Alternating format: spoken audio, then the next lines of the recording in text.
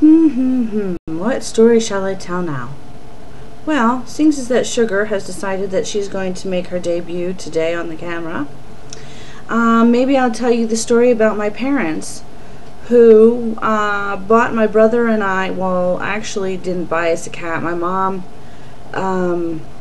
worked at a factory called Keystone Food Products where she made popcorn and cheese curls and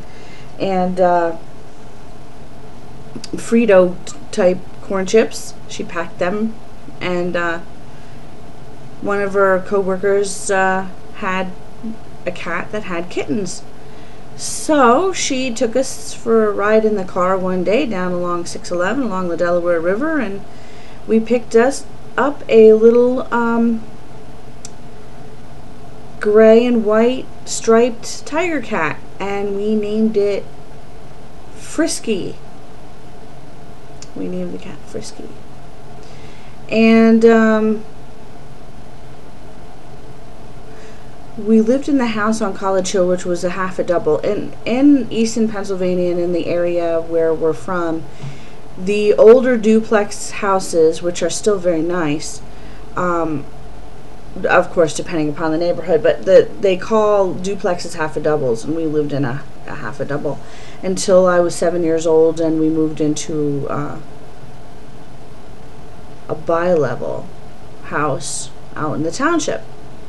But anyway, none of that is relevant at this point, but we moved to another house when I was 7 years old, and we took the cat with us, and for some reason the cat disappeared one day, and we didn't know where this cat went, and my parents told my brother and I that the cat ran away. Oh, Frisky must have run away because we don't know where Frisky is. And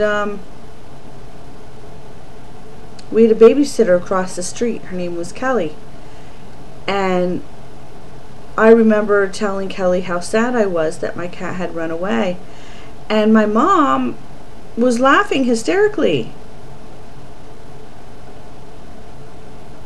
And apparently, I guess the story was that the cat didn't really run away, but that's what she had told, my mom and dad had told my brother and I, so that we wouldn't be upset. But apparently my mom was never very good at keeping a secret. So she and Kelly went off into the bedroom and shut the door and told the little secret about what had happened. And Kelly came out and eventually told us what had happened.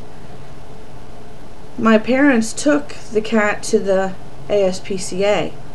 Now, that wasn't the hysterical part of it. My parents didn't grow up with animals. So when the cat started going in heat and, you know, making those funny noises and rubbing up against everything and putting its butt up in the air and doing all those things that cats do, well, my parents thought there was something wrong with it. And they didn't know what to do, so they took it and gave it to the SPCA, or, you know, the Humane Society. They were already there, but they there at the SPCA told my parents the cat's in heat and it's a normal thing. And apparently they just decided to keep the cat there anyway. But can you believe that? My mother must have been 28 years old or so and didn't know what a cat in heat behaved like. Oh boy. Well, that's one of my childhood stories.